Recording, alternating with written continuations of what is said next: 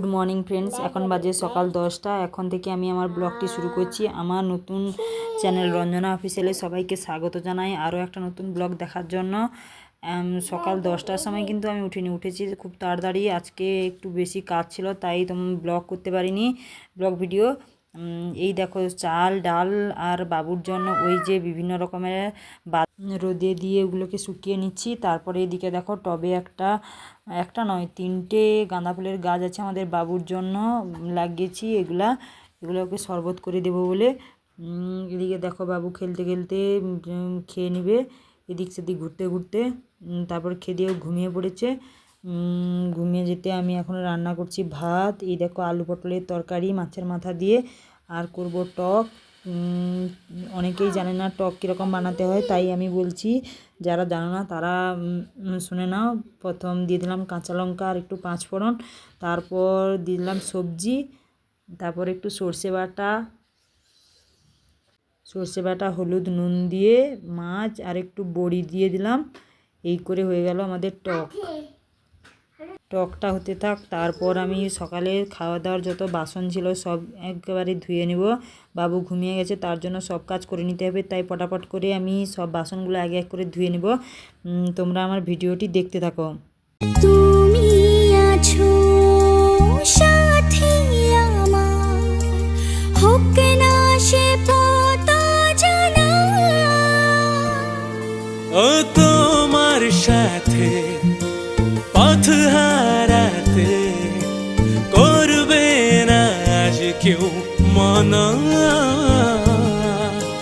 তুমি আছো সাথী আমার, হোক না সে পথ অজানা।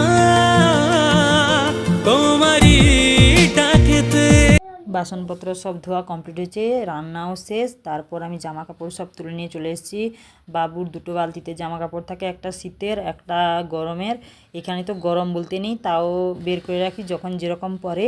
তারপর তোমাদের দাদাভাই ডিউটি থেকে চলে এসেছে, ও নিয়ে এসেছিলো দুধ গরম করতে এক পাশে বসিয়ে দিয়েছি। অন্যদিকে বাবুর জন্য যে বাদামগুলো শুকাতে দিয়েছিলাম সেগুলো এখন ভেজে নেব একদম হালকা আছে। সেগুলো তোমরা দেখতে থাকো, আমি কীভাবে বাবুর খাবার বানাই দেখতে থাকো। প্রথমে বাদামগুলোকে কড়াইতে দিয়ে দিলাম একদম কম আঁচে। এগুলাকে হালকা করে নাড়াচাড়া করে ভাজা করে নেব। তোমরা দেখতে থাকো কীরকম আমি করি। ভাজা হয়ে গেলে একটা থালার মধ্যে ঢেলে নেব যাতে ঠান্ডা হয়ে যায়। তারপর এগুলোকে মিক্সিতে ভালো করে মিহি করে বেটে নেব। এই হচ্ছে আমার বাবুর খাবার। তোমরা পারলে ট্রাই করতে পারো ছোটো বাচ্চাদের জন্য। এখানে আছে কাঠবাদাম, কাজু বাদাম, চাল ডাল, 2-3 রকমের ডাল আছে, তোমরা পারলে দিতে পারো। আর আছে আখরোট। এগুলো সব ভালো করে জলে ধুয়ে রোদে দিয়েছিলাম, তারপর এখন ভেজে নিয়েছি। দেখো কালকে তোমাদের বলা হয়নি, কালকে এত সব রান্না করেছিলাম, শুধু আমাদের জন্য নয়, তোমার দাদাভাইয়ের বন্ধু আছে 2-3 জন, তারা খাবে তার জন্য রান্না করেছিলাম। আমরা দুজন তো আর এত সব খেতে পারবো না, তাই তোমাদেরকে বলে দিলাম, ঠিক আছে। এরপর কালকে বিকালবেলা রান্না সেরে আমরা গেছিলাম একটু ঘুরতে বাবুকে নিয়ে।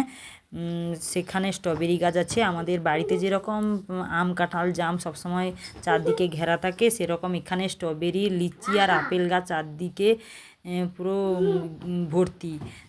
তোমরা দেখতে থাকো আমরা কোথায় গেছি কি করেছি সব তোমাদের দেখাবো। আজকের খাওয়ার দাওয়া তো দেখে নিলে, আলু পটলের তরকারি, টক আর আলু সেদ্ধ ছিল। বাবু খেতে বসে পড়েছে।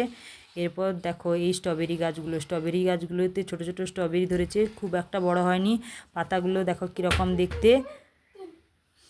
2টো স্ট্রবেরি পেয়েছিলাম আমার ছেলেকে দিতে, ও আর ওর ভাই দুজনে মারামারি করছে স্ট্রবেরি নিয়ে। দেখতে থাকো তোমরা। এই দেখো কীরকম লাল লাল স্ট্রবেরি আমি হাতে তুলেছি, দেখো।